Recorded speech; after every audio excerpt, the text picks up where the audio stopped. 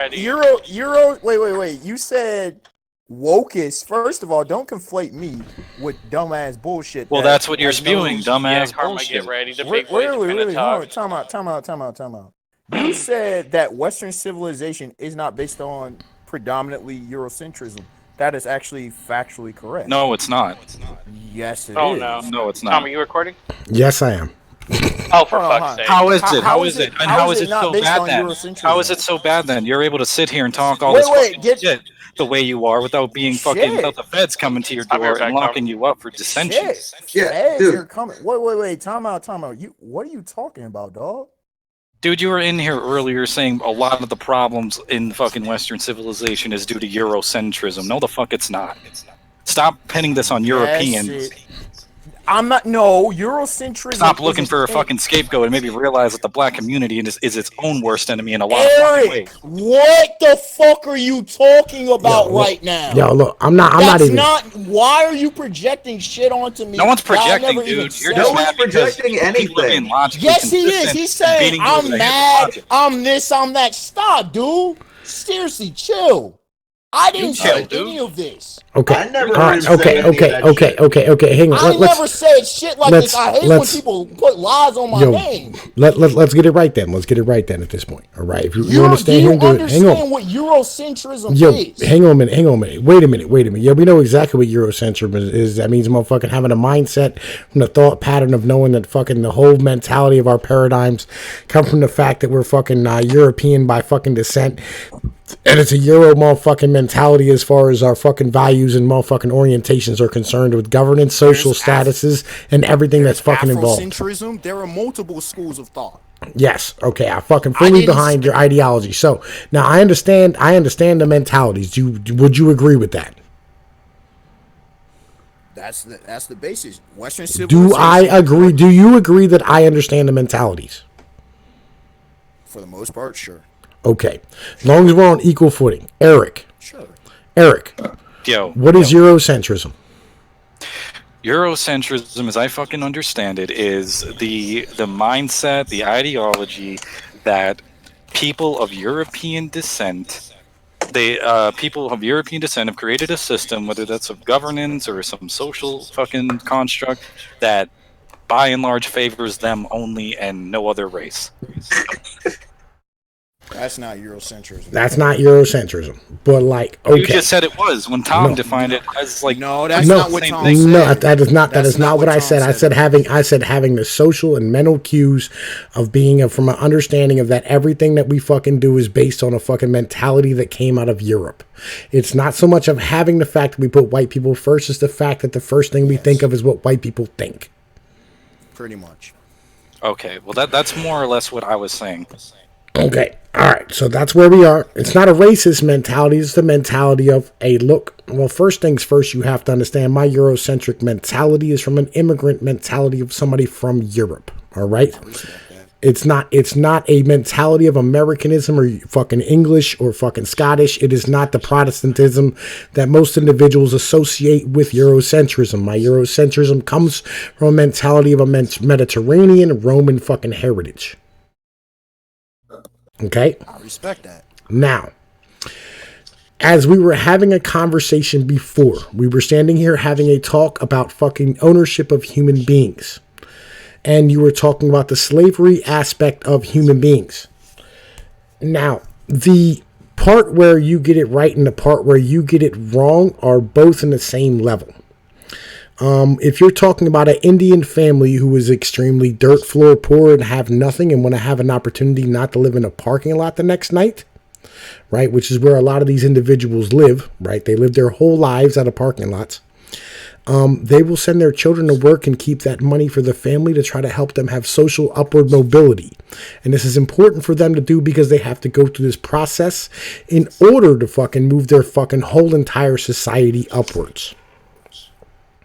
All right, it's kind of the mentality of going from an agrarian to an industrial to a service sector economy. That's the stratus and the fucking circular motion. That's the way that economies and societies move forward as far as economic means are concerned. China recently tried to switch over to a service sector economy. Do you understand this, Majin? Do you agree? That's what the industrialization pushed towards the economics. Whether that's the actual path or not.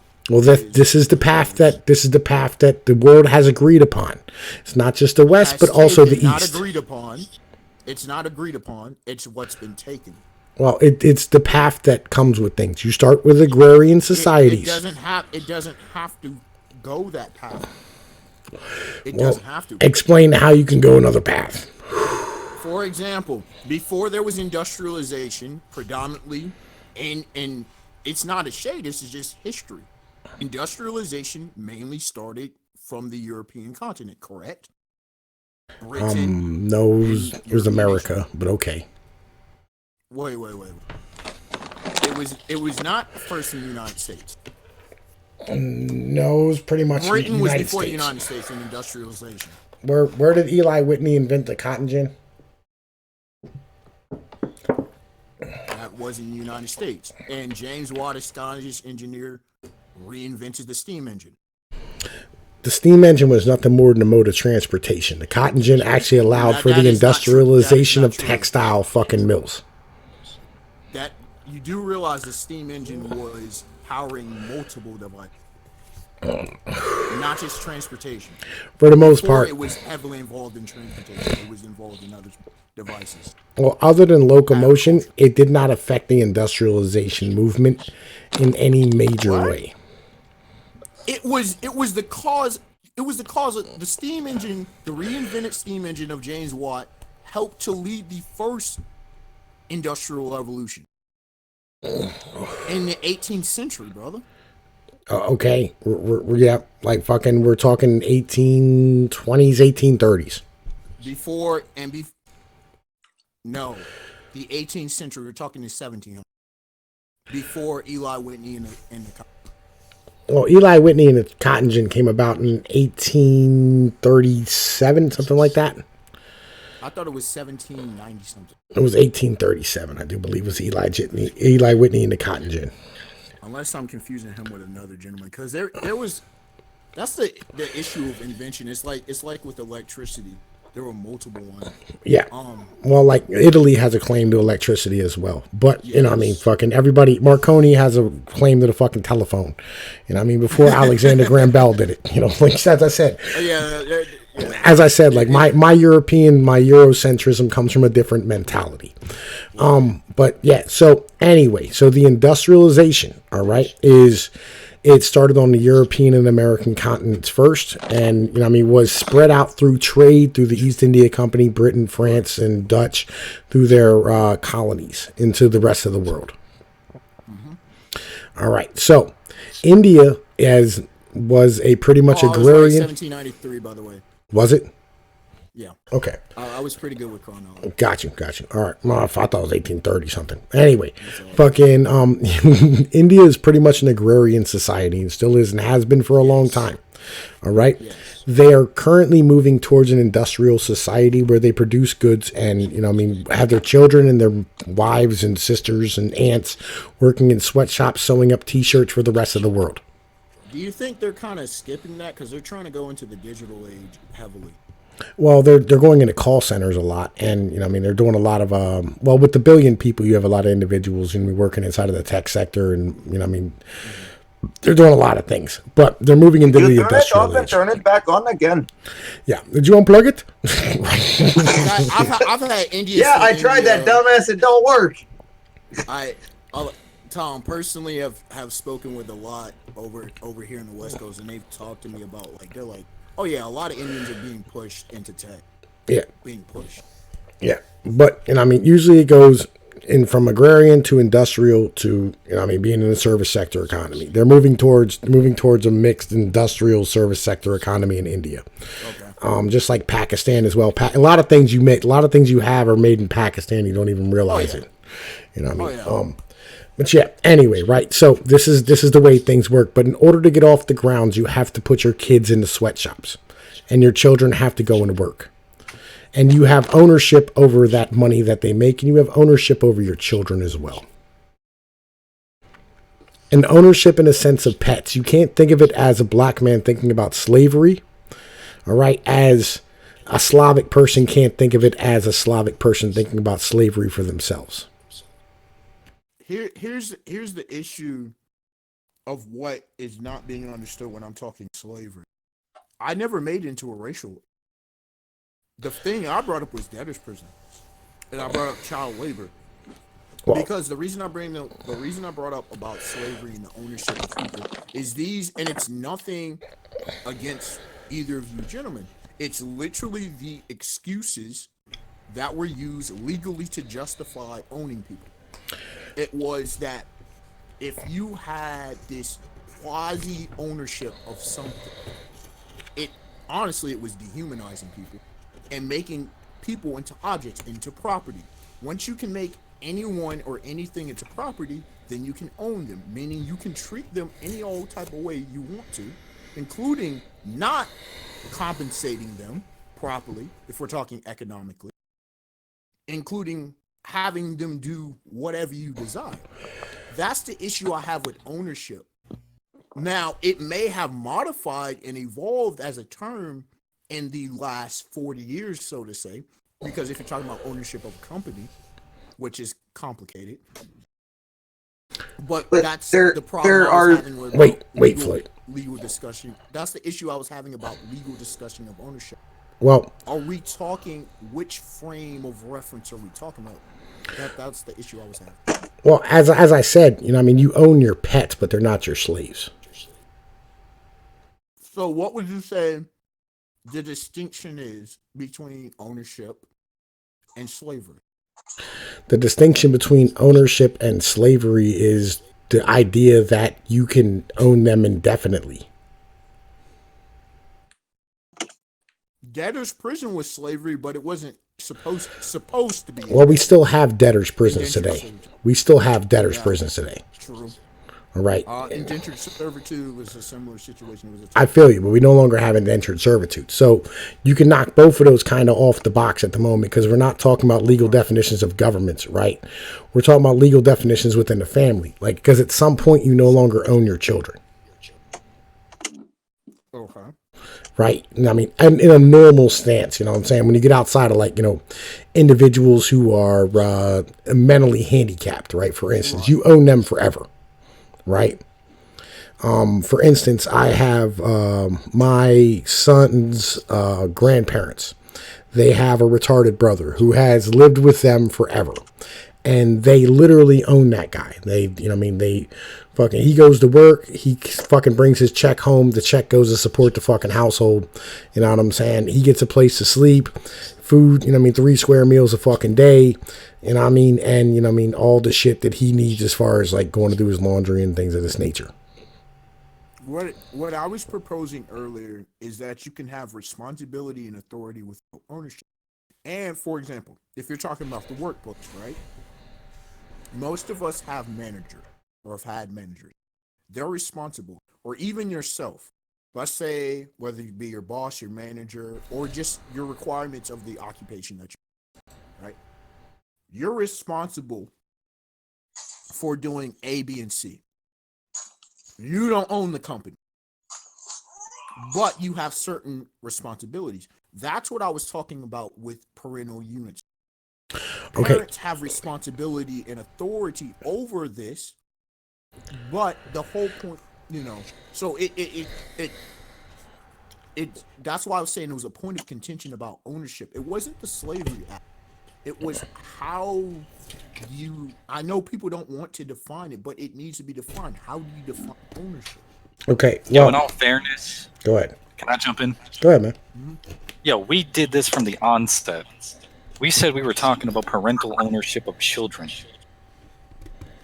We defined what we were talking about in a legal sense, literally from the jump.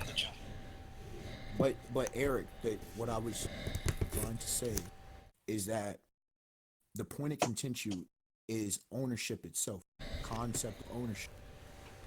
Because ownership typically comes back to an economic state.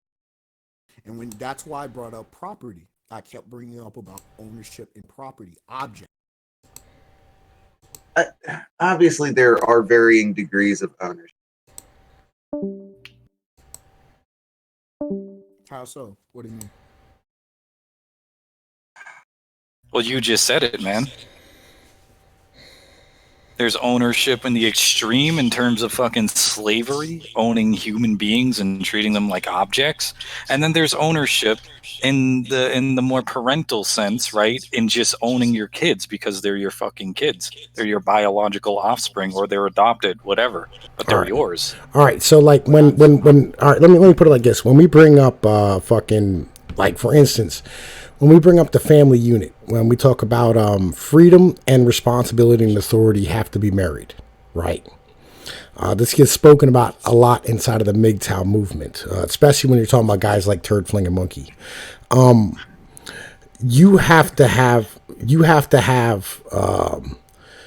responsibility match authority, right? Because, like, for instance, when you go to work and somebody says you're responsible for this task, and I'm gonna give you 2 guys to go get it done, you have to have the authority over those 2 individuals to be able to make sure that you get the task done, because you have the responsibility.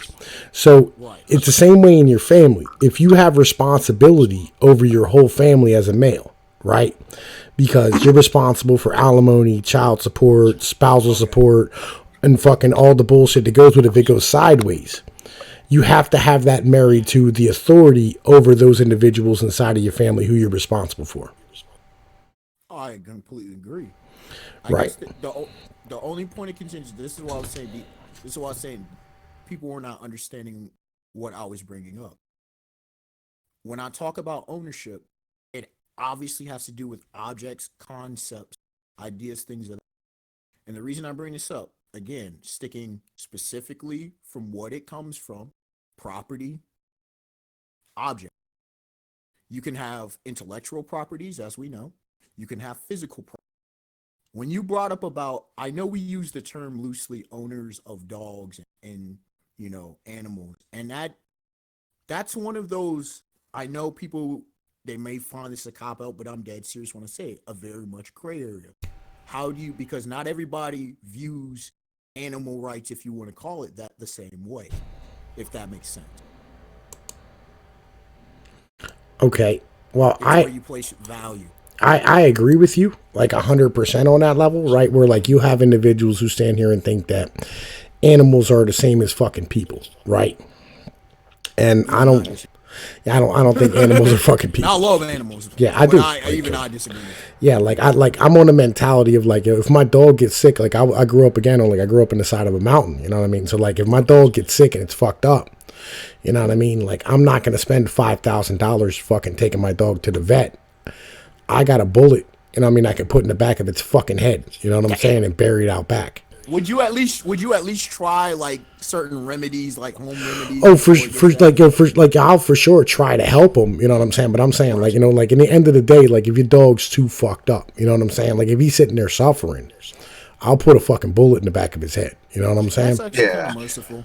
You know what I mean? Like, because, like, I had horses, I had donkeys, I had fucking, you know what I mean, chickens, I had fucking cows, I had pigs, and we slaughtered all these animals. You know what I'm saying? Well, not the horses and the donkeys, but, you know what I mean? Like, fucking, like, I understand, like, sometimes, like, animals gotta die. Like, it is what it is.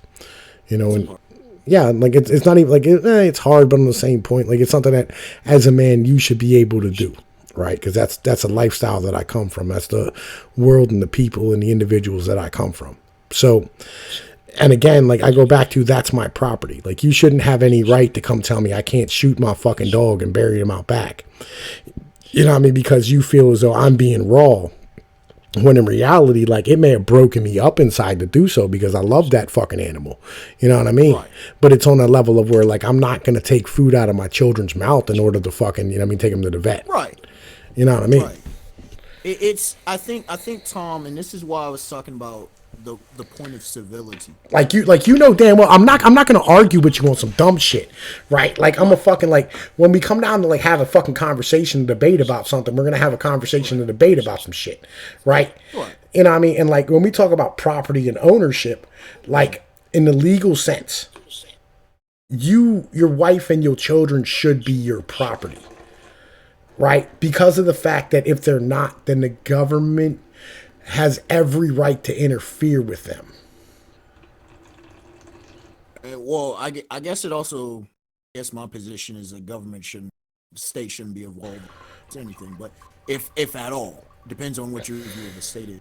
But I guess where I'm also coming from with the whole point of ownership is, again, going back to the historical nature of ownership, it comes from a position of power. And that's where the power dynamic is something that has to be talked about. The problem that we have today, because people talk about quote unquote woke culture. I get where you come from, modern feminists, is let's not be distracted by piss poor argumentation from the real reality of the situation. Is that ownership and power went hand in hand historically.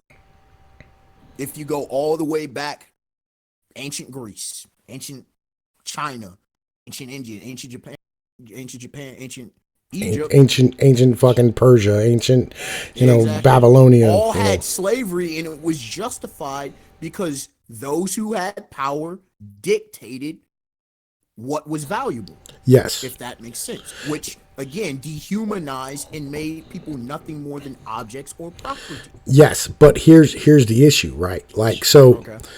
the women were the property of the men they were married to, and kings were destroyed because, like, for instance, Jacob took a wife that wasn't his, right? It took a wife from a commoner, and that commoner rose up and destroyed him.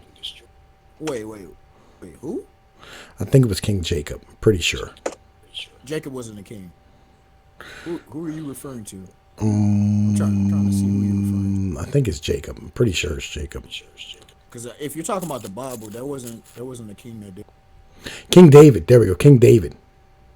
He had multiple wives. Yes, but there was one he took that destroyed him. Oh no, that was Queen Bathsheba, because he actually murdered. That's an entire story about that. Yeah. That was his dum.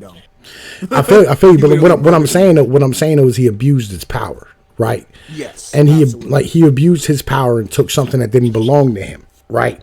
Yes. And that was kind of the whole point of that mentality, right? And we have to get back to being responsible with our power and responsible with our mentalities, right? And the issue is when you have this power without the responsibility, without the bullshit that goes behind it. Like me and my buddy were having conversations last night, right? Or earlier, last night at this point, but earlier tonight, we were talking about the coronavirus and why these governments are doing what they're doing, right? And I said, we don't build fences. Think the coronavirus is. No, I know. We'll get there. We'll get there in a minute, right? We'll get there in a minute, right? We were talking about fucking with the coronavirus. I said, look, men don't build fences around their backyards because they're worried about a bear. They build fences around their backyards because they don't want their children to come in contact with a bear. Oh, I thought it was for protection from other men. Well, I'm saying, they said good fences make good neighbors or whatever, you know what I'm saying? But the reality, right. Bullshit. Well, around here, you build a fence because you want to keep your bear out of your backyard. You know what I'm saying? Okay, I mean. Right, because we got black bears and shit. And they'll come in, they'll fuck shit up, and they'll take your kids. You know what I'm saying? Right. Hey, fam, what's good? Because they think they don't know any better. They're like, no, this is just some more area. Yeah, right. Gators, you know what I'm saying? saying? Same thing. Yeah, I feel you, right? But this is why you do this, right? You want to keep shit that's gonna fuck your kids up out of your area because you can protect yourself, but your kids and your wife cannot. Right. You know what I'm saying? And that's why everybody's doing this shit about the coronavirus. It's about protecting those that are less vulnerable, more vulnerable than we are. And we have to we got to get back to being responsible with our power. To me, this coronavirus is nothing more than just it's kind of like the Spanish flu. Yeah, folks. But not as bad. I think they're freaking out too much. No, it's as bad as the Spanish flu.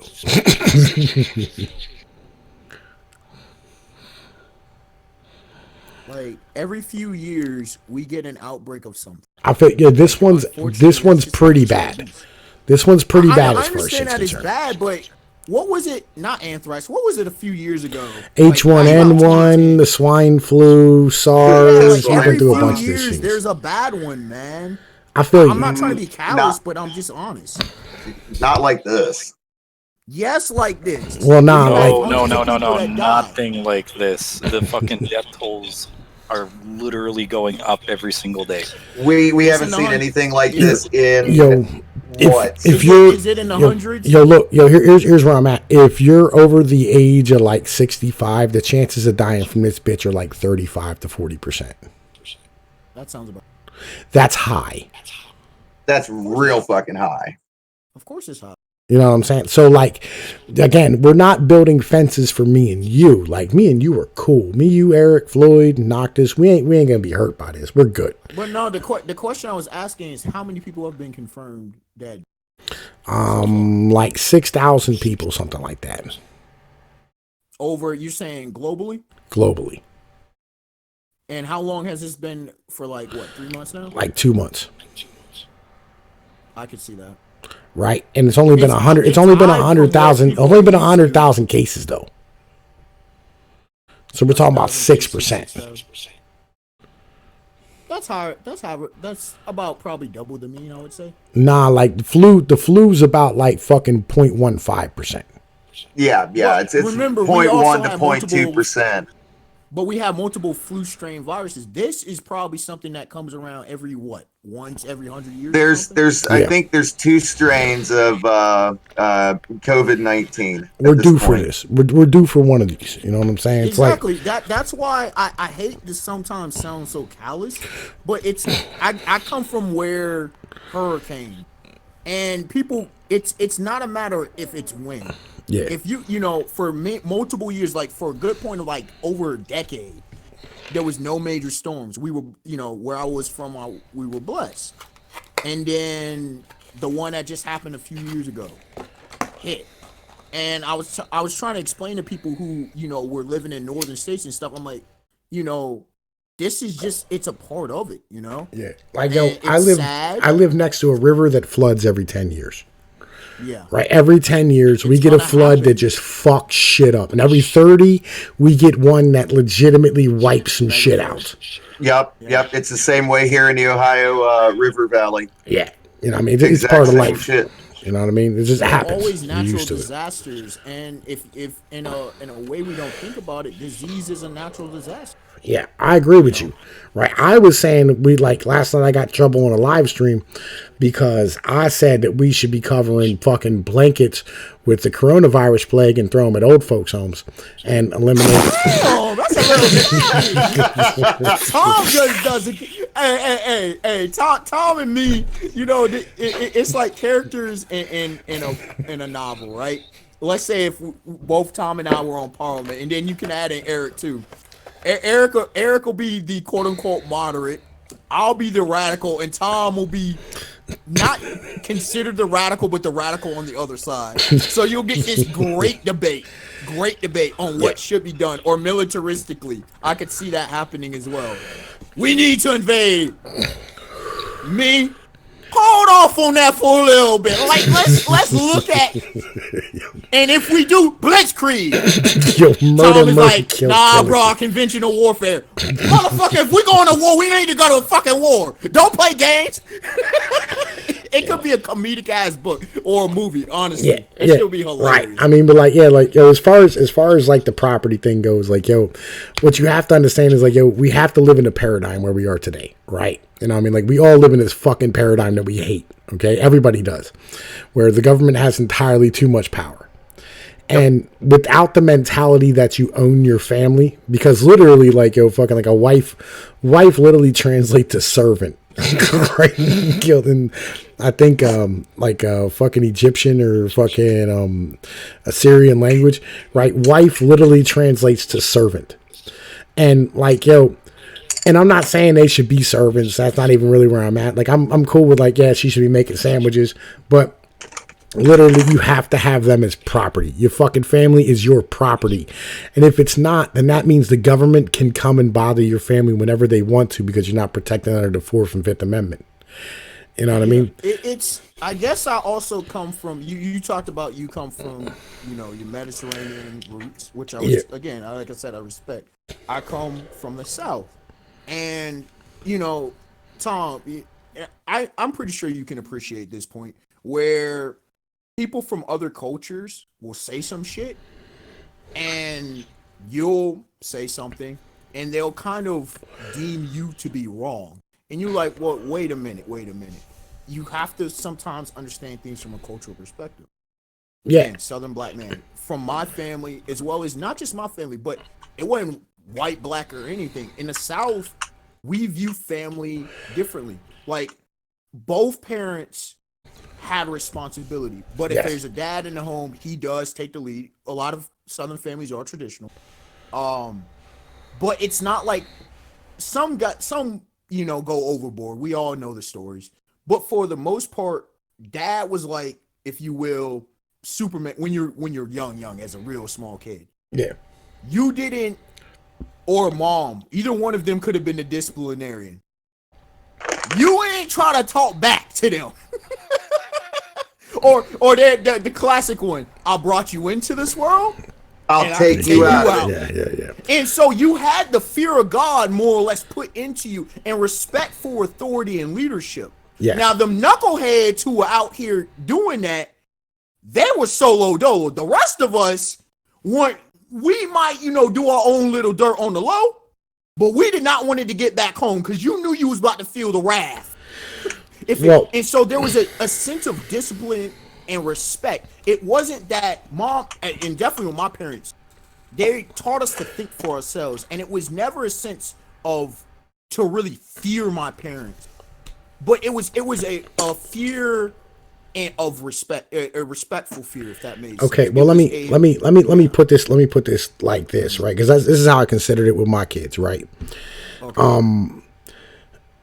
My family comes from a state of danger on a constant basis, where like at any given time somebody could kick in the fucking door, and like put a gun in your fucking face, and that was normal for us. That was an everyday thing, and so listening to your parents was something that you had to do or you might die. I feel you on that. On a constant basis, right? And even like when you're out hunting or you're out fishing, you're out hiking, whatever you're doing, my pops would take me up. My dad was an HVAC worker, so he would take me up on top of the roof, with him, and like I'd be fucking 6 stories up in the fucking air and shit, and I'm up here with my little sister, and I'm like 3-4 years old. And so you had to listen to your parents. It wasn't none of this you think for yourself shit, right? I can. You thought for yourself, but it was not dumb thought. If where I'm coming from, so I get where you coming from. Yeah. It wasn't like you're gonna go risk your life to do something extracurricular for some nonsense, right? Yeah, no. Once you got older, it was a different situation. But like as a young pup, it was what it was. And so, when I took my sons out, like my son, my youngest son, he fucking he'll stand here and I'll look at the motherfucker and I'll go, when we park somewhere, I'll be like, what color was the car behind us? You know what I'm saying? And I try to train him to make sure that motherfucker's on point at all times and knowing exactly what's going on around him. And I whoop his fucking ass so he'll listen, because I want my sons to understand that, like, yo, when I say stop, you fucking stop. Or if I say fucking run, you fucking run. Because that might be the difference between you getting hit by a car or you not. And this is the mentality that I have with my kids. Like, you're going to listen when you're little. And people didn't really understand. It's like, yo, they looked at it on that mentality of like, oh, you're being raw, you're being mean, you're being ignorant towards your kids. I'm like, no, I need him to do what he needs to do for a little bit until he's able to hold on his own. Because there's going to be some time until then. You know what I'm saying? Because you're going to have about 10 years until your kid's able to hold on his own and do what he has to do. And make his own fucking decisions for himself. You know what I mean? And start taking that fucking manner. And that's the point of being a parent and having ownership. It's like, yo, you give up that ownership little by little as you get older. Like, they'll always be your babies. You know what I mean? But like, you're not going to own them anymore. That's not your fucking, you don't get to fucking partake in your son's wages when he gets older and shit. Well, to what you were saying, for us, it was, sounds similar, but again, it's just interesting, the different perspectives. Like it was a matter of, and I kind of understood this, and I, again, coming from the perspective of a young black male, it was, I listened to my parents also, because my parents, unlike other black, not all of them teach history. My parents are old school, and they're in their 60s now. And the thing is, they were honest about it. And plus, I had two other brothers who kept it real with me as well. But they were honest about what could possibly happen as a young black male, and I kept that in mind because there are a number of situations. If I made other decisions, easily Clink could have been locked up or dead. Yeah. So this is a very, they didn't bullshit. They never told me a lie about no Santa Claus or none of this nonsense, no store. They always kept it 1,000, and I respect that because I'm huge about truth. And so that's part of it. Is a lot of these old school values are being demonized and missed out upon, and you're doing nothing but you're hurting children, especially boys. So yeah, I want to tell you a story, right? Because like that mentality of, like you could have been killed, whatever the case might have been, right? Like, that was like, for me, that was something that was always a fucking problem because, I was like a guinea growing up in a white neighborhood or whatever. And so, right. I was majority white region, yeah, so I feel where you are, right? I was driving this Ford Escort home from work. I was probably about like 18 and the rear control arm let go. And I was doing about 70 miles an hour and the fucking rear end kind of like cocked. So it turned the whole car. And it turned it directly into a telephone pole. And I did 70 miles an hour head on into a telephone pole. And I climbed up out the motherfucking car, climbed over the engine and I got out the other door. And I walked my ass, bleeding, like fucking boots filled with blood, all fucked up and shit, into the Hilton Hotel, right, which was the closest fucking business to me at that moment.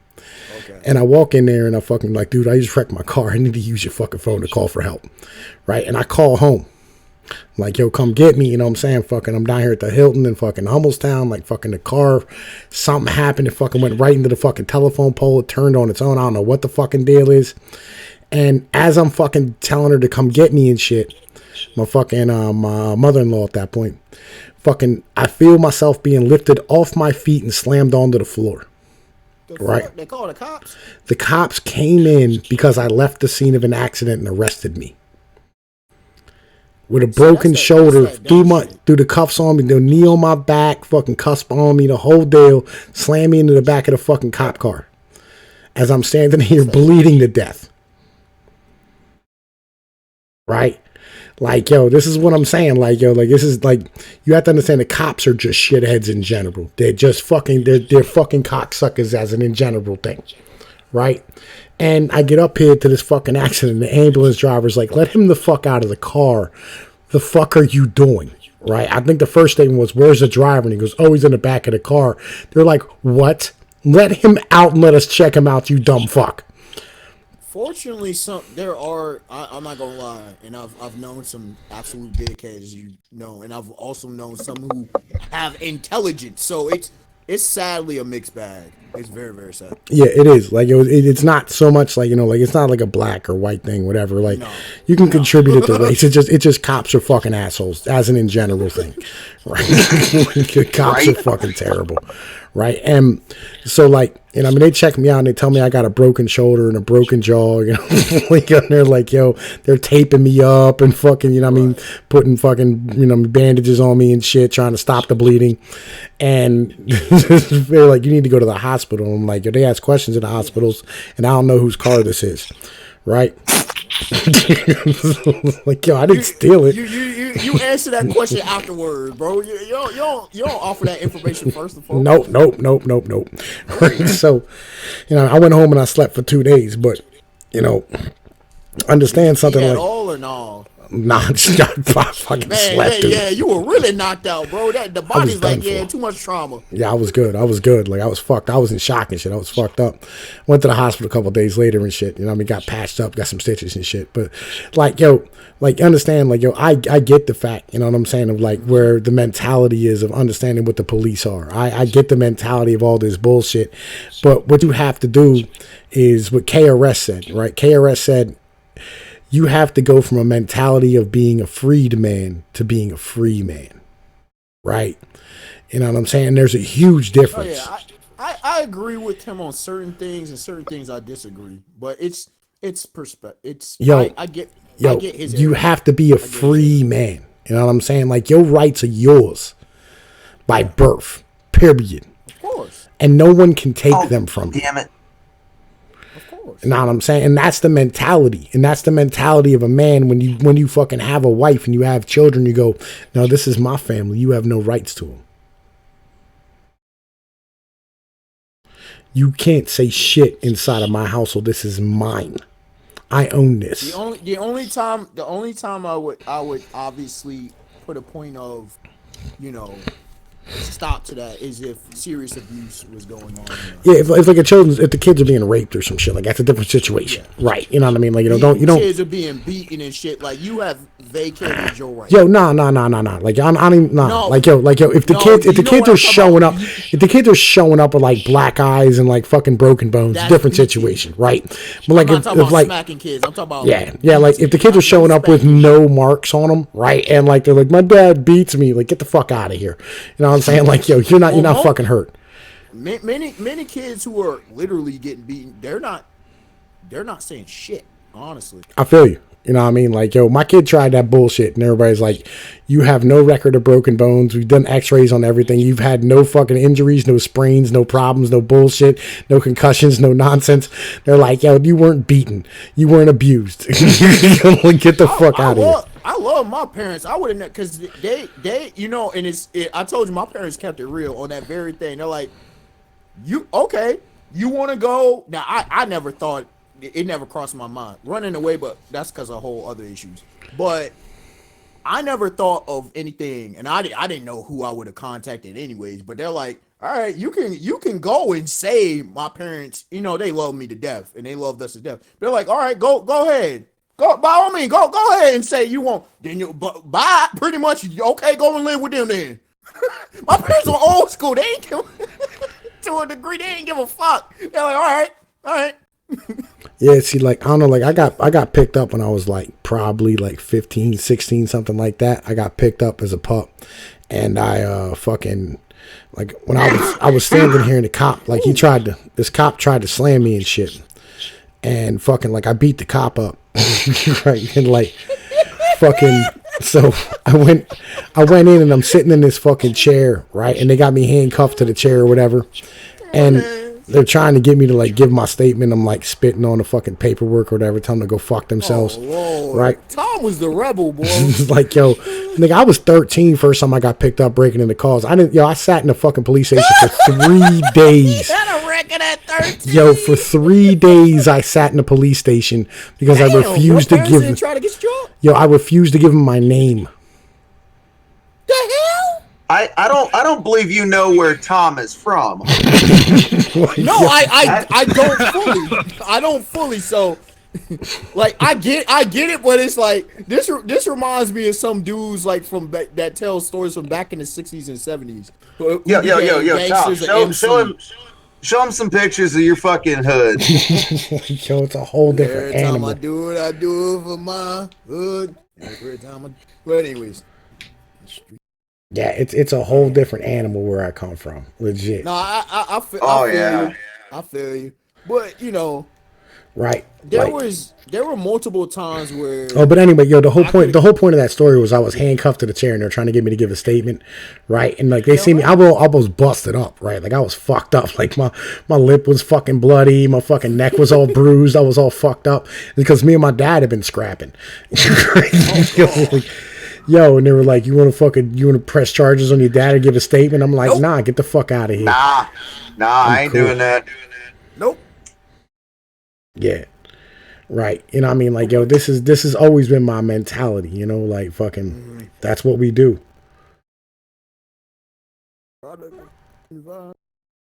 Here. A couple of these are right next to my house here. There you go. Do you live in the same region or have you moved on? Nah, I'm fucking again, I'm right by this bitch.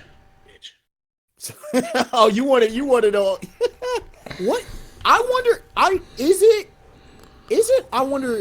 it still kind of a cultural thing for people of your community to stay nearby to where they grew up? Yep. Okay. I think that's kind of a universal kind of thing, man. It ain't. Boy, black folks, it's literally Russian roulette. Yo, he said unlimited alley biscuits. Like like yo, you see these pictures? Hold on 1 second. Yeah. 1 second. But yeah, black folks, white folks, it's literally Russian roulette. It really depends on a lot of variables as to where people end up living. Like myself, the rest of my immediate family still back in Florida. Yeah. Me, deuces. I still love my home state, but there are a plethora of reasons why I left. But then again, how I am, similarities with my family, but different.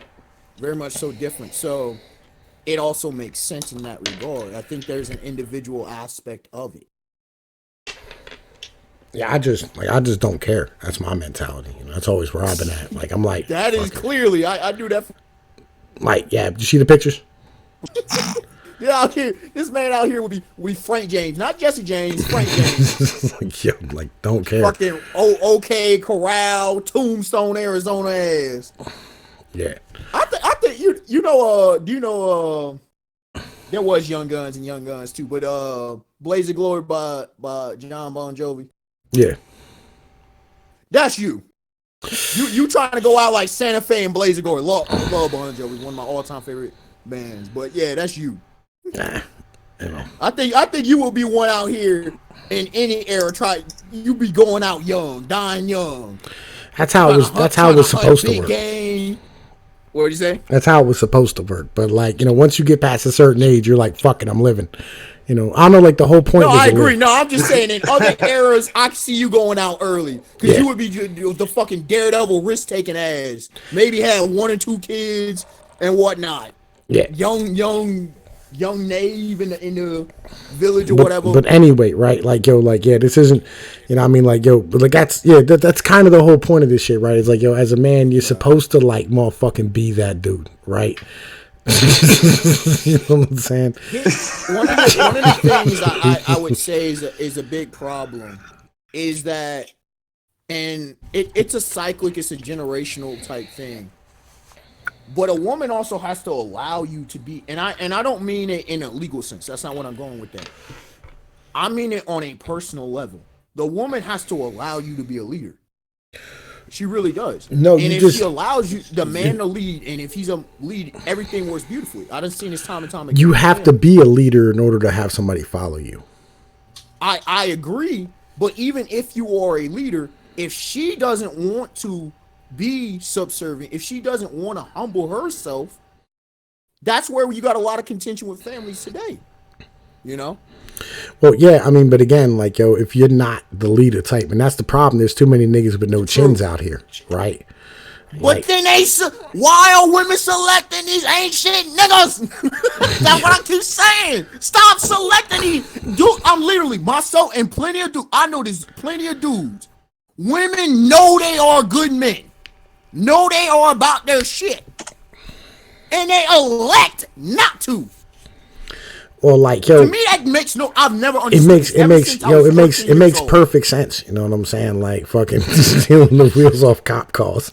Yo, that only happens every once in a while. At one point, they were robbing the state senators. That was a bit of an issue. Like, well, like the state senators, right? Were motherfucking. I live in the capital, right, of Pennsylvania, right.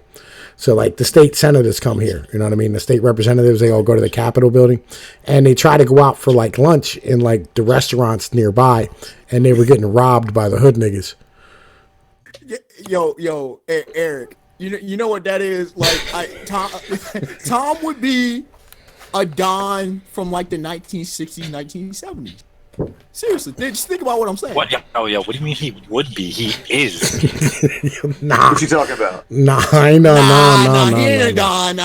No, because what you just, that joke you made is exactly what I'm talking about. But yo, Templar, no, Templar. Yo, if your woman ain't listening to you, you chain that bitch to a radiator. She does. Oh no, I thought no. I was talking about the Bentleys getting robbed and shit. That's what I thought you were talking about. No. That's what I was The senators getting robbed. Yes, we might rob you. Then we might. I thought certain things were still off limits. I guess you got these young. They don't care. These young bloods don't care, man. Yo, we got like 12-year-olds running around with fucking sawed offs on their back on fucking dirt bikes and shit. They don't give a fuck anymore. Yeah, they don't care at all. The rules are not being followed, bro. Yeah, there ain't no rules. That's the problem of today. I've been saying that for. I mean, I felt at least a decade older than I was. I had peers running around doing stupid, and I'm like, dog, what are y'all doing? I kind of want Templar to explain why it is females elect to motherfucking be with no shit niggas. I mean, I understand. Here's the problem, Templar. I can understand I can understand concepts. I understand toxicity. Here's the thing: my mind legitimately does not compute illogical and irrational thought. It just can't. Okay. Well, like here's the problem. Here's the problem. The problem is that you will not allow somebody to tell you something that you don't believe. That's not true. Okay. Well, all right. Do you know why Indians don't eat cows? Their faith. No. Okay. What is it? All right. See, human beings do things for rational reasons, right? Sometimes. No, period. I feel like I'm Kawhi Leonard. You giving too many people too much credit. No, seriously. Like, yo, dead ass. Like, yo, you don't like to do something in the society unless it's good for your society. Ever. No, a lot of humans don't give a fuck. No, I'm telling you, as a entire motherfucking society, you will not elect to do something, right? Why the fuck we go to war? Why do you go to war? You know, the same reasons we've always gone to war. Land, resources, and religion. We go to war to kill each other. That's it. Now it's not about resources. Now it's not about resources. Yes, it is. At all. It is absolutely about resources right now. How the fuck is it about resources? Yes, it is. What do you think the Middle East is rich in? Oil. Lithium. But it's not. No, it's about control now. It's not about resources. Yeah, control the fucking area because it's rich in fucking natural resources. Okay, hang on. Here's the deal. Why are we at war in the Middle East? Because of the fact that we had the petrodollar status. It's very simple. All right, they have to sell. Just about the oil. Why is everybody looking at the oil? It's very simple. I'm gonna tell you like this. All right, it's really, really basic. If you sell oil, you have to sell it in U.S. dollars. All right. Yep.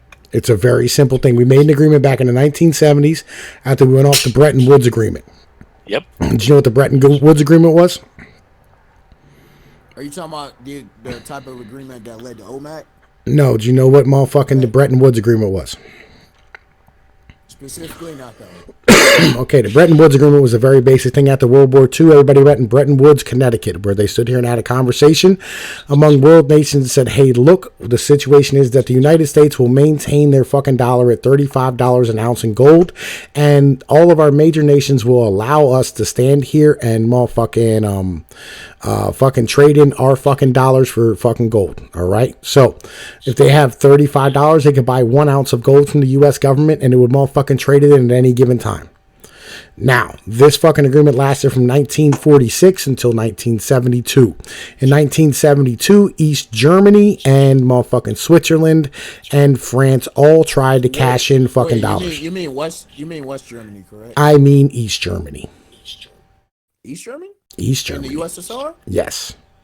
All right. So they all tried to cash in motherfucking dollars. And when they tried to cash in their fucking dollars, the United States said, oops, we don't have the gold. We've been spending the motherfucking money. We've been printing dollars for fucking no goddamn reason to fucking pay for these fucking wars in Korea. All right. And so when they did so, they stood here, they took us off the fucking Bretton Woods Agreement and took us off the gold standard, which was the final blow. And then in 1972, later on, what they did was they had fucking American leaders went to the fucking Saudi Arabia and met with the Saudi Arabians and said, hey, look, it's very simple.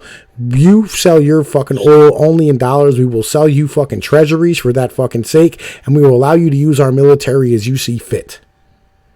Mm-hmm. But what that means is we can export all of our inflation. So we can print money till the fucking cows come home and the rest of the world has to have our fucking dollars in order to fund their fucking economies. Of course. We're fucking fighting wars for resources. When I was talking about control, yeah, you also have opium. But I was also talking about control because even if you go back all the way back to take your pick of which era. You have militaristically, strategically, and economic trade route. The Middle East has always been. Okay. All right. Let's go back to India. Why don't Indians eat cows? It's very simple. In India, the cow is the horse. Okay. They don't have horses. They have cows. All right. Wait a second. What about creatures such as elephant? All right. Do you know how hard it is to train a fucking elephant and how many fucking elephants they have versus cows and how much fucking food an elephant eats? Wait, cows or oxen? Cows. Cows. Their cows are basically oxen over there. All right. And it's way more valuable to give them milk and pull their fucking goods to market and pull fucking shit back to their fucking farms or fucking houses, whatever the case might be. That's why they don't eat cows. I always thought it was something like that. Anyways, like that's why human beings do shit for rational reasons. Well, the reason I say because I know a lot of I applaud humanity for rationality and whatnot, but I know people be doing some dumb, just dumb. No, people do shit for rational reasons. I studied anthropology in college. All right. Wait. For example. Go ahead. Why would something like methamphetamine, crack, heroin I can issue a little bit, but why would humans create these? To work harder. You think meth? Where did meth come from? Methamphetamine? Where did it come from? At which era are we talking about? Where did Indiana, it come from? bro. No, it didn't come. Where did it start? Where was methamphetamines invented and motherfucking brought to market at? Was it Germany? Yes, it was. I'm trying to think. It was Germany. In which decade? I know late 1930s. That sounds because the acid was in the 40s. So why did human beings invent methamphetamines? To make their soldiers fight longer in the fucking Nazi goddamn motherfucking armies. True. Again, human beings do shit for rational reasons. But hold on, fight longer. That's not necessarily rational. It is. It worked. Yeah, it worked. Just because you have a reason in war, doesn't it make is things rational. In war, it is. When all you need is soldiers to just do what the fuck you tell them to do and keep moving and they don't stop. Like, when you're having a blitzkrieg and you have a fucking much smaller army than everybody else does and you're one country taking on the whole world and almost win, I'm pretty sure that fucking works. I get what you're saying, but if you're talking about a highly addictive substance that literally causes people, I guess it depends on the level of dosage. It causes people not to focus as much. You would think they would utilize a better substance. There isn't a better substance to make motherfuckers go hard. Really? You sure? Yeah. And There are a lot besides, of man, substances amphetamines are different from meth. And speed. Speed is a little bit different from meth. Crystal. It's an offshoot. Nah, they're basically the same thing. Yeah, it's just an offshoot of it, dude. Well, they're basically this is like this is like comparing morphine to heroin. There are levels to this shit, like anything. Yeah, again, morphine is a derivative of heroin. Yep. It's the opposite. No, it's not. It's a derivative of fucking heroin. It's an opioid. No. They're both derivatives of opium, and morphine definitely came first because it came during the Civil War. No, what? Yes. Yo, they were smoking opium way before then. No. Opium is way older, bro. Heroin and morphine, not opium. Both are opiates. Morphine came before heroin.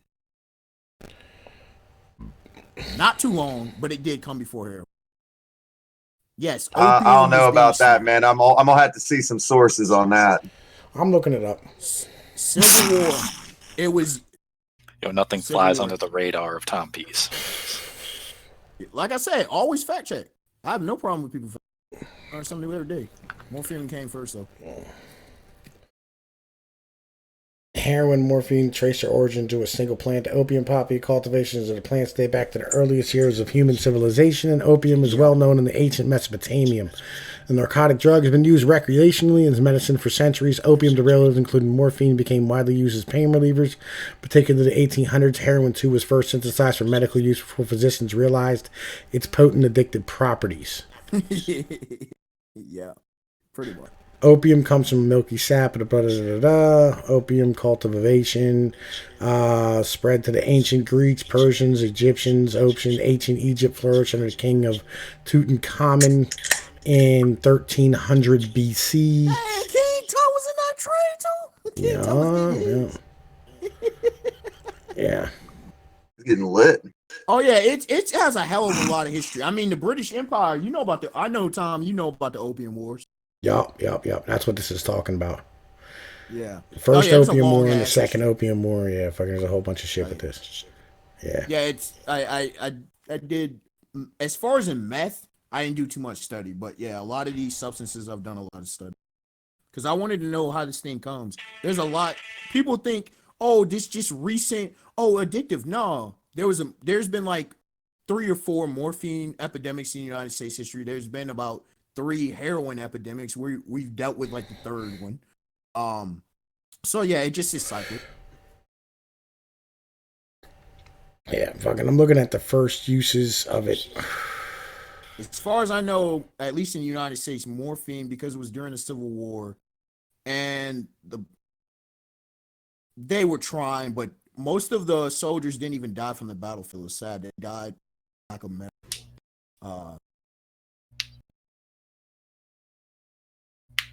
Actually, fucking yeah, morphine came first and then heroin. You were correct in that. Mm-hmm. Morphine came about in 1809, and then heroin came about as a substitute for morphine in the fucking 1890s because of the fucking amount of soldiers that got fucking addicted back in the Civil War. All right, I was wrong. I stand corrected, and I apologize. And you said wait, 1809 from whom? German scientist. Of course, it's all seriously the Swiss and the Germans. Acid LSD was Swiss. It was a Swiss physician. He accidentally stumbled upon it. Almost always from over there, they stay experimenting with shit. Yeah, you ain't lying. Anyway, right? So some devious motherfuckers, man. Templar. Cocaine. Where did cocaine? I forget who started cocaine myself. Templar, dude. I want you to explain why it is that women get with not shit niggas. Really though. Templar, are you alive, nigga? Yeah, they need discipline that they didn't get growing up. But ain't shit niggas usually don't discipline. They ain't shit. They need someone to tell them no. No, ain't shit niggas usually guys, don't. They ain't shit. Okay, so what type of niggas are you talking about here? Yeah. Oh, no. I thought you meant like the bad kind of guys and shit. Bad boys. Well, there are those, but those aren't even the ones I'm talking about. I'm talking about deadbeat, literally they're not productive, not manly. I mean, you can go control. I know exactly why. Oh, I know go ahead. exactly why. Go ahead. There's like 2 main reasons, right? One, probably. I don't doubt it. The reason why they get with these fucking feminized, no fucking, you know what I mean, like bullshit men, right? Is because 1, daddy issues, and 2, absolutely. If they got with the real man, they can't handle that because that nigga will tell them no and put them in their place. Facts. Whether she means to or not. Facts. Okay, so all right, you know about the 80-20 rule? Yeah, unfortunately, I keep hearing it online. So many. And y'all talk about Mgtows, boy. These Mgtows online be doing the most, bro. They be coming hardcore on videos. Like, bro, y'all need to chill out a little bit. Yo, look, man, this knowledge is important. So, well, I agree. Like, listen, some of them are respectful, but you know, some of these guys out here, like y'all, when people say who hurt you, them guys, like, bro, chill the fuck out a little bit, bro. Yo, look, nah. Like, yo, here's the problem. Is like, well, when you offer this information up and like tell individuals about what females do, the first response that females have usually, or fucking dudes, are like, who hurt you? No, I'm talking about like they be mad aggressive at men, not to women. Like men, they be coming at guys. It's like, bruh, we supposed to be on the same side. What the fuck's wrong with you? Like who? Oh no, I'm just saying that you see this a lot online. Just go into like, and sometimes it's random ass comment sections too. Oh, like, I think shit that's you what don't you're even saying. expect. You mean like if Like, somebody you could be says some watching simp ass shit, people attack him? Yeah, like you could be literally on a basketball video in a comment section. I'm not lying, like, or on a relationship advice. If you don't want fucking relationship, what the fuck you even doing here? Kind of shit. Like it gets ridiculous a little bit out here. Well, because like dudes are able to maintain different types of motherfucking mentalities, right? Like so like for instance, like if you follow basketball, you got into like that Steph Curry shit with his fucking wife, where his wife was like, oh, you know, I go on Instagram that and I dumb hope shit that everybody, including women, called her out for. Yeah. Literally everybody called her ass out for. Right. Jada Pinkett Smith called her ass out for that shit. Yeah, because everybody was standing here going like, yo, look, man, you know what I'm saying? Like, yo, fucking, because she was like, oh, man, he's this big basketball star and all the fucking women in the world want him and all this shit. Attention. Yeah. More than me. It's like, woman, and Jada Pinkett Smith, because she was on the red table. That's where it actually came from. I watched that segment. Yeah, me too. It's actually pretty good. And, you know, and I love older women because they generally have some kind of wisdom. Not everyone, but they ain't about that bullshit. So she was kind of like, dog, this man loves you. Pretty much, what the fuck wrong with you? You got a good ass man here and you worried about these other suckers. Well, think about this. The richest woman in the world right now, right? I think she has like $48 billion. She's like what, top 5? I think she's top 5. No, the richest woman in the world has $48 billion right now. No, I'm saying Bezos' ex-wife. Yeah, Bezos' ex-wife. Not ex-wife. No. Tom, I was saying I think she's top 5 amongst billionaires. No, she's not. Or is she top 10? No. You said 48 billion. That's up there. No, that's a top fucking woman in the world as far as billionaires are concerned. And what about? I think one of the Waltons. Where did she is rank a woman, amongst? Right? Where did she rank amongst billionaires? I thought she was. That's got to be top 10. But wait. I thought. Whose daughter or shit is up there too? Like there'd be like families that got like split. It's like the son and the daughter. Richest woman in the world. Because you were right. The Walton family. I don't remember. The Koch family, they're stupid with it. All of them got like 30+ bill. Yeah, Alice Walton is number 2. Yeah. I'd be all right with just a couple $billion. Well, that's the thing about net worth that people don't understand. They're, except for guys like Jeff Bezos and Bill Gates, like theirs is a whole but like most of it goes back into the company though. That's the thing. Even Bezos is aggressive with it. Like he's like, yeah, no, I'm just putting most of my profit back in. Yeah. So they have major net worth, but most of it's not liquefied money, if I'm using the term. Yeah, Jeff Bezos' wife, Mackenzie Bezos, is the 3rd richest woman in the world with a net worth of $36 billion. Yeah, that sounds. Because she fucking slept with Jeff Bezos. Hey, listen, bro. You chose the right one. Hate on it. I don't hate her for it. $billion. No, I do hate her for it. All right, legit. Like, bro, come on now. You didn't earn a dime of that money. She didn't earn a dime of that money. A dime. I agree. To me, marriages should be like a joint venture, but that's a whole other conversation we could. Yo, look. If you came into this bitch with a bag, you should leave with a bag. Oh, I agree. Even like at that level of money, man, like you don't need that much money to live, comparatively. She's literally robbing. She's robbing the economy. Like, yo, imagine imagine if he had to rescue like Amazon stock and he had to buy stock to save the company, and he can't do it now because like fuck it, he doesn't have enough money. Yeah, because you have to keep her in the same standard of living, and that's why they take half. At that point, I think and because there have been women like that. At that point, like if she has it like that, dog, just divorce and just stay with the company. You got your money. You don't even need his. Like it's like y'all are both getting from the same pot. Don't be stupid. Don't rock the boat.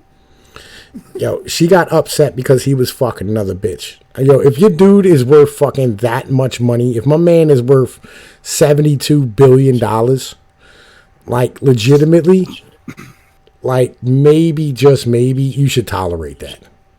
But hold on. What? See, but Tom, you assuming a few things. What we don't know all of the agreement and the arrangement. Maybe they had an arrangement, but homeboy was trying to do it on the low.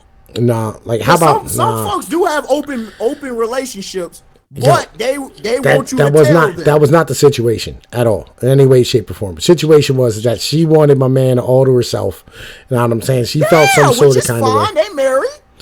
I feel where you are, right? But at $72 billion, you have the right to go and get some motherfucking pussy. No, you don't have the right. Yes, you do. And she has the right to say, I married your punk ass, bro. I ain't out here cheating. You don't cheat either. Yeah, but the thing is that she shouldn't have the right to take all that money, though, whether or not she decides that. I didn't say all that. All I'm talking about is simply their marriage vows. That's all I said. But like men throughout all of human history have had multiple wives. Yeah, it's only until feminism. It's only until feminism got big and told women that they have the right that their feelings are worth something. That's not true. But that is absolutely true. That is not true historically. Yes, men have not always. Well, especially extremely wealthy men. Yes. If you had $36 billion. No, it's not about every culture. There was no culture where if a man had, you know what I mean, if man had that much fucking money, he didn't have as many wives as he could support. Well, this is before the paradigm of what people think that love is today. Like, people have this really weird, misguided, feminine idea of love today. It's a very romantic most people don't know what love is, view. Honestly, they don't. Love is just taking care of your family, making sure they're taken care of, making sure they're good. Wait a second though. Hold on, time out. I agree that's one part of it, no doubt. But as far as yeah, that's why like when they came out with no fault divorce, you have all these massive amounts of divorces like immediately.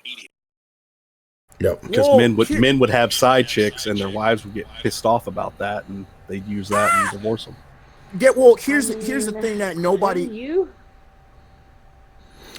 Yo, look, man, a key that opens many locks is a master key. A lock that opens up to a whole bunch of keys is just a shitty lock. But here's the thing. So let me continue on with the whole parent. So this is the problem with this is that men and women we have different sort of natural laws that we live by. Like, that's just the reality. Until we force these weird, feminine style laws into the system. Like what? Okay. Like you can't have more than one wife. Things like that. You can't have a side chick. Actually, like your emotions actually mean something more than what they are. What do you? Yeah, I don't know what you're talking about.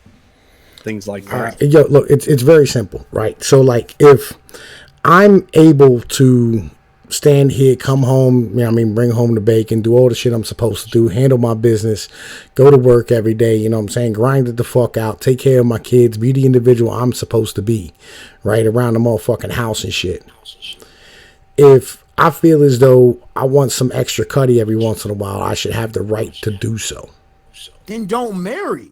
No, that's not the point. Like, yo, because you can't have children without being fucking married. But there's no reason why it is that I shouldn't be able to go and get some extracurricular pussy. Married. No, you can't. That always happened. No, it didn't. Yes, it did. There were bastard children. There were concubines. Yeah, but that sort of undermines the sort of fundamental part of the definition of marriage. Yeah, like the whole purpose of marriage was so that your offspring would be guaranteed that they were your fucking offspring, and you could pass down your motherfucking work and finances and wealth to them later on.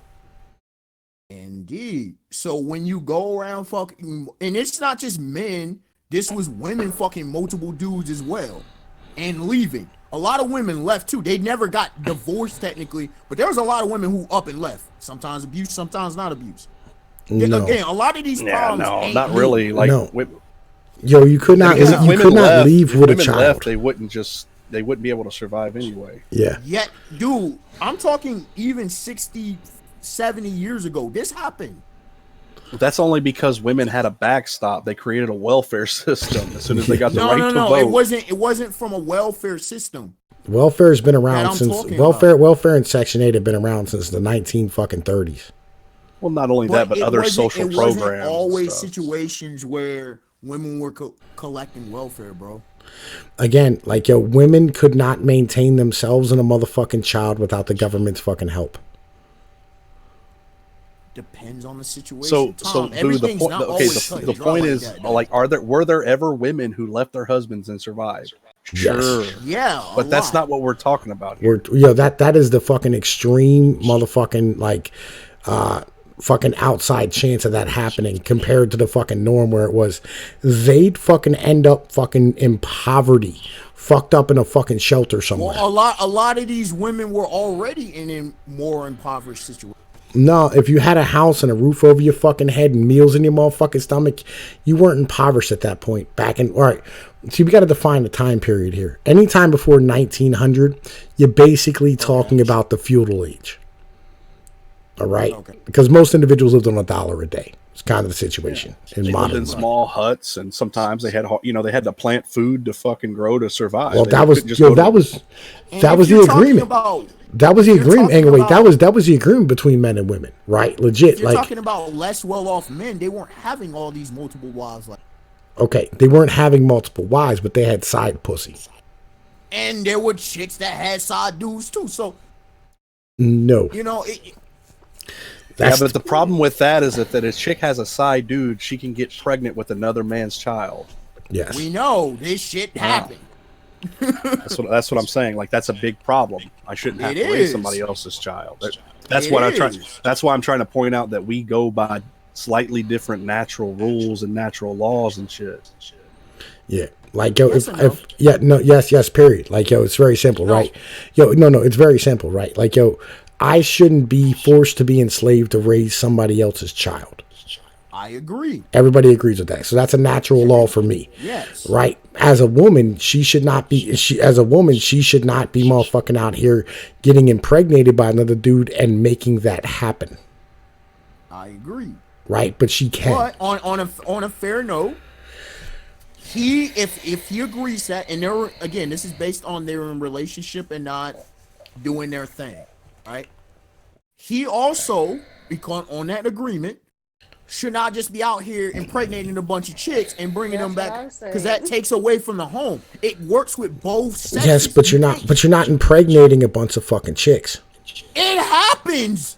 Yo, you got Arnold Schwarzenegger type situations out here. Got whole families that Papa was a Rolling Stone. Wherever he laid his hat was his home. Okay, well, the thing is that what does that have to do with anything? Because women know that they have a chance of getting. No, it's not, because men can't get pregnant. Women can. They're responsible for their body. But if he out here impregnating a bunch of chicks, it's the same fucking situation. She's responsible for her body, though. And he's responsible for slinging dick. Yeah, because a woman doesn't have to have sex with you. And a man don't have to have sex with a woman. When they have sex with you, they are yeah, exactly. They know what the consequences with both parties. No. Like, what are we talking about? No, it's not. If you're not married, no. Legit. If you were not married, we're talking like before 1900. If you're not married before 1900, you're not responsible for that child. Yeah, like there was a lot of children. Well, like, think about it. There was a lot of prostitution throughout history, man. You know, prostitution is the oldest illegitimate children who were a threat to the throne. You talking about them? What? What? We're not even talking about the king. We're just talking about it's turned into a Disney movie. Like, no, it's not a Disney movie. This is his whole understanding of this fucking mentality. Y'all were the ones who brought. Hold on, y'all were the ones that talked about multiple. Look, nobody's saying. Maja, nobody's saying that we necessarily agree with these things morally or not, or this or that. It's just the reality of it. I'm talking about realities of situations. You had men sleeping around and you had women sleeping around. Women, it's a threat because they could potentially not having a protector of the child, if you want to go that route. Again, look, Guys, how many STDs? How many potentially people? Multiple baby mamas. Okay, how about this? How many people are at risk? All right, if she gets impregnated with another dude's kid, and she already has children, if she has 2 kids at home, and she gets impregnated with somebody else's kids, how many people are at risk? 3, 4. Well, it depends on. Are we talking about the men involved or the men not involved? Well, everybody, there's a family there. Depends on who wants to take responsibility for the family. Yo, look, I'm saying, right? If she gets motherfucking knocked up with a kid that's not her husband's, how many people's lives are involved? At least 4. Okay, now. In your scenario. Okay, yeah. Now, if a dude has sex with a female and does not create an offspring, how many people's lives are involved? 3. 2. 2, yeah. 2. 3. That woman's under the other female's under a full understanding that dude's married and has no intention of marrying her or being with her. Wait. You still 3, but you added in a variable that you didn't add in before. I feel what you're saying, right? I feel. But no, it's still 3 because you got the woman at home, her, and him. Okay. Still 3 people. How is okay? And potentially the whole family because that could tear up the family. But that's it's not. Here's the thing. Here's the thing, though, right? How many people is it going to harm? 3, 4. Nope. At least 3. No. The whole damn human race, apparently. No. It's only going to harm. 3. It's only going to harm. A question, I'm giving an answer. No, it's only going to harm one person. How? It's only the fucking woman. It's only the wife that's going to get harmed. What about the kid? The kids, the dude, and the other woman. The kid. What do the kids have to do with motherfucking your relationship? Potential. Oh my god. Again, like you're dragging children into a situation that it's unnecessary to do so.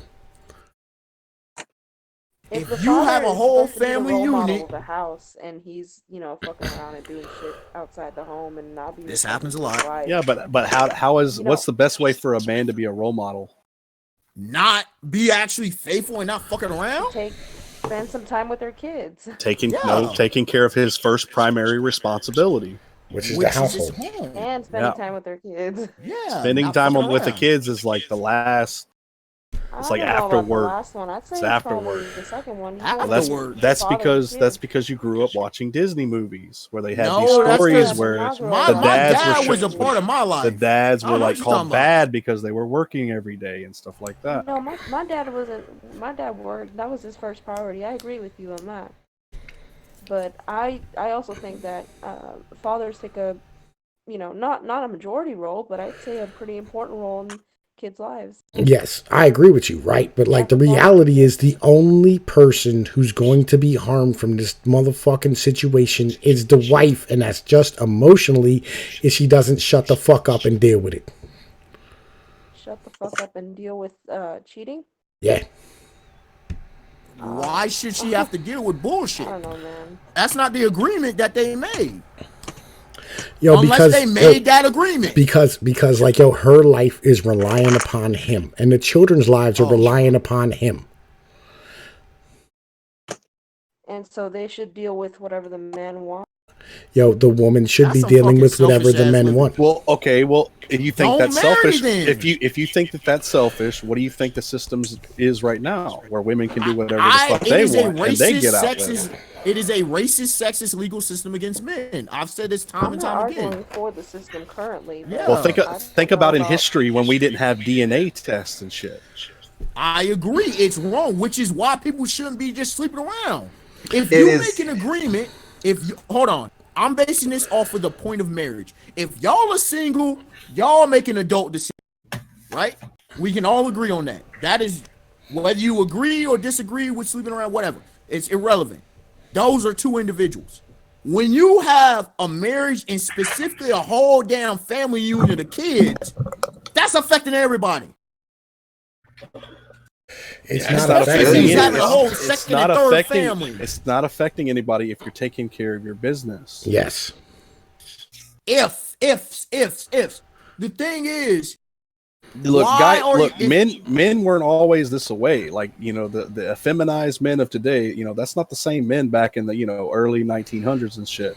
You can't just not take care of your family. People would fucking throw your ass over a cliff. But it was also not happening as well.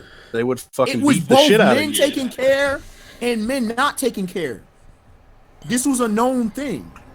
Yo, no. Like, yo, you did not take care of your family back in the day. You had to take care of your family. No, man. It didn't. That was a real quick way to have bad shit happen to you, man. Yep. Yeah. Impoverished. Oops, John fell off the beam at work. Not all, you know, bro. This guy here ain't doing right by his family, you know. So ain't nobody gonna fucking associate with you. Yeah, that's where these mentalities that they come from that you have about how fucking you should be treating women. Actually, treating people with respect and honoring your vow. Because my pops, I don't know. Maybe it's because I actually had good ass men, good real men in my life who showed me how to live, man. No, that's where that mentality came from. No, that's where that mentality came from. Treating men and women right and agreeing to a vow and living by it? Yeah, because it would not have developed if today was a situation throughout history. It wouldn't have. Okay. Yeah, there's such a thing as giving people too much respect, dude. Giving people too much respect. That's a thing. Yeah. Yep. Oh, yeah. That's a thing. That's a thing. If you start respecting the bully at school who's beating the shit out of you every single day, I feel like you're giving him a license to continue. That's not respect. That's innate. Exactly. And when you respect certain people like that too much, you are an enabler. In this instance, just flip the scripts, and it's with women. Yeah, so like there's a difference between, say, decency and respecting them. Mm-hmm. Respect. What? This seems like a warped view of respect. I don't understand. You can't respect someone too much. If someone is doing, that's not respect. Respect. What? Yeah. People have to earn your respect, right? Yeah, you don't. By enabling piss poor behavior, that's not a sign of respect. That is. And that's not why what respect is. And that's why a lot of women today need to be put back in their fucking place. What does that even mean? Put into a place. What is that? It means the woman. Go make my fucking sandwich. Essentially, but yeah. If y'all make that agreement, that is on y'all. No, that's just nature, dude. Has nothing to do with that. How is that nature? No, it's very simple. So, like, it's a very basic concept, right? Like, yo, if a female is allowed to act like a thought and be like a thought and, you know what I'm saying, fucking run around and be a thought. Why are you selecting a thought? Right, no, because, like, yo, the vast majority of females have no fucking consequences for being a thought. Nope. Okay. Enabling society, bro. The point is don't lay down and settle with thoughts. The point is that most of them are thoughts, dude. you're fucking don't associate with thoughts if you are caring. If you don't check them, that society's women are going to become exactly like that. You need to check them. That's wow. It sounds like parents actually got to do their damn job. I agree with that. Another element of this is that women require protection and provision when they're pregnant. Like that is period. Altogether. Like yo, look, women pay no taxes. They contribute almost nothing to fucking society in general. The only reason we fucking let them motherfuckers. Yeah, the only reason we fucking continue to do the shit we're doing is because we're virtue signaling. We're acting like they are the same way they were back in the 1870s, where they were something that was productive for all of us. Before the washing machine came along. Simple. Yeah, look, the point is nobody's saying let's mistreat women. No. Let's just hold women to a standard, a good standard, and we need to hold them accountable for their role and duty to men and society as a whole. Yes. Yeah. I don't know, man. Both men and women should be. I view a relationship as respect, and if you don't respect me in the relationship, then why? It's not a relationship. What does that mean, though? That's vague. Yeah, what does that mean? Yeah. I mean that if we're gonna if we abide by the rules, if we talk about it and say, hey, like we're loyal to each other, and then shit happens. What about the roles, though? Huh? Those the roles? again, you discuss these things and you make an agreement. And if a that's what I'm party saying, breaks yeah, that if you agreement, discuss then that's not things respect. and agree to it, and then you go behind my back and like fuck someone Yes. else. I'm sorry, but I'm not coming back for you if you're gonna lie to my face, or if you No make sure you trust. get behind. At the end of it, like men aren't fucking, like what am I trying to say? Like robots, like it's not like, oh, you see something, you want to fuck it immediately. Like Exactly. men have emotions too. I don't understand where this like, oh, we got men are have Nobody emotions like nobody women. says Like, that men don't have I emotions. get what you're saying. The only feminists fucking say that men don't have emotion. Some guys, No, the difference- unless you're like a fucking woke ass soy boy. If men would naturally like be left like to survive, they would learn how to navigate their emotions.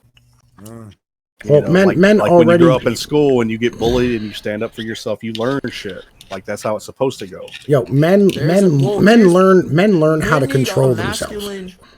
Men need a masculine role model or multiple masculine role models. That's how what I'm you saying. Everyone learn. needs a masculine Yeah. role model, and that's why I'm saying like fathers need to, be respectful to their wives and to that rule set in the first place that they agreed on. So kids in the future, have someone to look up to that has passed through all those things. So that's why I'm saying, the father figure needs to abide by those rules and everything, and be present in the kid's life, not just by providing for the family, but also, being for the kids there emotionally. What are you talking about being there for the kids emotionally? That's fucking nonsense. I mean, No. A father's role is to make sure your kid doesn't fucking do some dumb shit and kill itself. Well, and okay, but your primary role is to feed your kid and have a place and that kind of thing. Right, but mothers provide kids, emotional stability, such as, and that's actually like, it's care, actually not nurture. that easy, right? Like women don't understand that kind of shit is not easy, and so it's a women's role to make that as easy as she can I on her get husband. what you mean, like to make it easier, but like also the father. That's why figure, at the women end were of the created day, to be when- our helpmeet. Yeah, at the end of the day, when women can't handle like a kid's behavior, for example, if they're acting up, the father is there to step in and take control of the situation and settle it. Yeah, that's when the belt comes off. No, but it's well, whatever. It's beyond whatever just. way. I was beat as a kid, so I know. Yeah, well, a lot of that works one or two times, and then you're like, oh shit. But gentlemen, yeah, then they start learning, man, and then eventually they're gonna get fucking big and strong and shit, and they're gonna get froggy and try and do some dumb shit. But gentlemen, what Flan is talking about, because I'm thinking about my relationship with my dad. Yeah, it developed. Actually, it was as I got older. Look, it could. I mean, was your dad like a effeminate type guy or what? Hell no! Like the furthest thing from a. Well, no, but his dad. If you ever met my dad, his dad was a boomer, right? So well, like, I'm just asking a question. I feel like his dad. No. I know. I'm not mocking you. I know what you. Like it's so laughable to even like if you know my dad, it's such a laughable thing. Like his my pops dad grew up with a different paradigm. My dad was as manly as you can get, but my dad also he dealt with the generation that came back from like World War II and shit. Not saying that it was his dad directly, but like I think his grandpa raised him, whatever. But he also saw alcoholism and a lot of things. The way he treated my mom, the way he lived his life. He actually cared about us. He was there for us. He would talk with us about. He would explain. He did what a father is supposed to do. Sometimes it was emotional. Provide the logical situation. Especially as we got older. It wasn't so much when we were young. It was as we became young men and young women. Talks with our dad, if you will. Because parenting, I'm of the mindset that parenting never stops until you're dead. Well, that's It's not a that lie. you're helicopter parenting when the children have kids of their own, if they do. Well, you got to remember, have like their yo, own married. when you're That's when you're still- when you're raising kids, like yo, you're not raising kids when they're 18. You're raising them when they're 30. Oh yeah. Right, Really? like that's your ultimate goal for your kids is to raise them for when they're 30, not for when they're 18. Because when they're 18, they're gonna be chuckleheads still. Right? That was when actually from 20 to 25. really recently. Well, I was gonna say in my own life about 26. A lot of like I actually had to rebuild my relationship with my parents, especially with my dad. They love me and I love them, but there was how teen years can be kind of rough. Yeah. And so this is the problem that a lot of children don't do is they don't actually build a relationship with them. Well, the problem is like, yo, they have too many motherfucking people around them standing there going like, oh, like, oh, your parents were abusive and I understand and and all this fucking dumb shit and letting these weak niggas some in of your the fucking parents ear. Well, Stay and not away only from them that toxic is today, motherfuckers. man, people are getting advice from anonymous people online, how to parent Yup. their kids and shit, like on Reddit and Facebook and all this kind of shit. And everybody like, and here's the other part of this, and this is why like there's a lot of like fucking black people and fucking SJWs running around screaming about racism and sexism and all this shit, right? Is because like they watch what's going on TV and they think that that's normal life for everybody, Yeah, no. right? Well, they that's the think that like when you watch like what the fuck's that show with fucking Al Bundy on it, fucking the new joint, fucking I don't even know this. What is this? there's a new show like it's like it got like fucking Ed O'Neill on it and like fucking that sexy ass fucking Spanish bitch and there's two gay sons and shit Oh and Lord. What Modern Family? yeah, there we go. Like, Oh, okay. Because I'm like that's Yeah. been around. I'm like, what is he talking? If it's new, I don't know. it's I new. ain't- It's I don't new to really me. watch It's TV. new to me. I don't watch TV like that, right? You know what I I'm don't saying? watch TV either, so It's been I was around- like, it's what been the around fuck is maybe he even 8 or so talking about? seasons. Right, but like what Modern I'm saying, Family's been around yeah, like what I'm 8 saying is they think that seasons. It's like not that popular. they think that lifestyle is normal for Americans. Who? Like just the rest of the country that doesn't motherfucking No. You see. said black people? Oh no. Mm-mm. There's a Yo. lot of them that do. Yeah, they think that that's how So, white well, people live. They're going to How, these how fucking, young are they though? they're going to these fucking liberal universities, and that's what Oh, they're see, being that's the fucking problem right taught. there. Yeah, That's you know what I mean, right? And like, yo, this is a lot of this mentality that the media's put out so much shit. You know, like any movie you watch, like look at like Home Alone for instance. Like, how many Americans you think had a house like the Home Alone kid did? Fucking we nobody I know. Growing up, I viewed that as practically fantasy in a fun movie. That's how I always viewed Well, no, it. but I'm saying like the size of that fucking house and the yard and all the fucking amenities that they fucking had. Yo, back then, man, I was living in a fucking row home and shit. Like we thought niggas that had houses that weren't attached to themselves were rich. You know what I mean, right? Yeah, But like, dude, I was lucky, you know, right? Like back in the day, hell, even today, man, I'm still living in a single story fucking ranch with a fucking Trailer. nice yard and shit. trailer. He's living in a trailer. I'm not living in a trailer, I promise you that. Hey, there is no shame in the game if you living in a trailer, bro. I There is used no to live in shame. a trailer. I feel I you. used to I live in had a one. couple different trailers. I owned a What couple. is that what they call a cage nowadays? With like one of those bottoms where your shit falls through? With I the don't know water what the fuck bottle you on the talking wheel. about. You sound like prison life right there. I don't know. Yo, nah, man. When the fuck did they have a fucking thing in the bottom in prisons where your shit falls through? I don't understand. maybe his in like fucking Pakistan or something. Like Maybe, I've been to the county a couple times. For It's never all been a I deal. know, he could be a former POW for real. Who the fuck knows? Shit. Like, yo, Yeah, I mean, dude, the few times I was fucking in county, I mean, we had the fucking stainless steel toilet that served as our sink and our water fountain, but at least we had a fucking toilet. I got to see this mug shot with your fursuit on. This is gonna be some funny shit. I ain't got a fursuit. What's wrong with you? Oh, he a certain type Oh, of you're not a country. real I furry ain't then. got- yo, that fursuit, I that ain't got- fursuit got burned off of him by Eric. So pretty much what you're telling is gasoline and Molotovs is what we doing. I'm sorry, Floyd. Man, I ain't no rich motherfucker, dude. Fucking, I ain't got 10 grand to None drop of us on a are rich suit. out here. Guarantee it. I ain't got 10 grand to drop on a fur bruh, suit. you need to step up your fur game, homie. 'Cause You failing gonna at give that, me 10 too. grand? You gonna give me 10 grand to have one commissioned? Hell no. Wait, 10 That's what I thought. Wait, what? Bro, spend a couple hundred, you be all right. The dollar Dude, for a couple $100, I might be able to buy one fucking paw. What kind of material are you using? Fur. What kind of fur? Real fur. Fur. I don't know, man. Fur off a Sorry, fucking guy. factory. I'm not gonna pay for your sexuality. No. Usually like a fucking nylon polyester blend.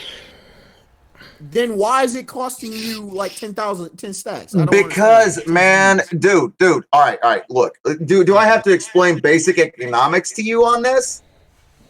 Yeah, because All I right. don't deal in fur suits. An artist has to create this thing. All right. Okay. These things take months to make. What kind of? I'm trying to understand. Okay, so They what have kind to of be suit are we tailor talking fit. They have to be tailor fit. Nobody said you had to be no. bougie. Nobody said you had to be Bro, bougie. go get you some get you a flour, regular some ass water, gorilla and some newspapers, bro. Make you a fucking fursuit. Yeah, I'm gonna second that. How about you just go to That like, ain't how it works. That Yo, ain't how it works, yo, man. man, These you know, these you people could- are fucking artists. you could hit like the arts and crafts store and I just mean, get you like some shit Anyone and with a sew it. paintbrush can be an artist, but that doesn't have to mean that it's good. Huh. I feel like you could get like the material and do it yourself for nothing. Yeah, you could find you a fur bitch and have her bedazzle that shit for you. You drop like $1,000 on a suit, you're gonna look like garbage, dude. You're gonna get Nah, laughed dude, at you fucking bougie and you ain't got the right connections. Nobody's I'm gonna telling fuck you in the Why ass. don't you just use that $1,000 for a deposit and like? To some Bruh. therapy. You trying to tell me you can't get something to get for $1,000? The fuck you in the wrong place. Listen. This I'm this not what a you maker, need to do. dude. I'm not a maker. Okay, I don't know how to fucking tailor shit. You see how this? Yo, You this see what how you this? need to You do. see how Seriously. this works? Like the moment somebody wants to get off of some shit, they just start making fun of the furry. Like, No. On some real shit. On some real shit. What you need to do is you need some connections to some folk like in the hood. All right, who gonna get you good for the cheap? Seriously. you know, Tanika, that bitch, will make them rugs down there and shit. Yeah. For real though. You think it's fun? I'm being dead serious. Or get some family connections. This is what you do. Network. Actually make connections with people. Because people will give you a solid or they'll give you for the cheap. The furry network. You never know. Somebody might have a used suit. No, They're trying to get rid of it. No. I am never gonna fucking buy a fucking adoptable. Well, why Hey, is that? somebody might- Why hey. is that, Floyd? What's so wrong with it? Wait. What's wrong with an adoptable? Wait, seriously though. Well, I'm gonna Somebody- have to have it fucking altered, and plus it's been on somebody else's fucking stankin' ass. It's been at cons, fucking wearing it, come on, ain't you gotta bathed take it for up like too. 3 days at a I love time. how he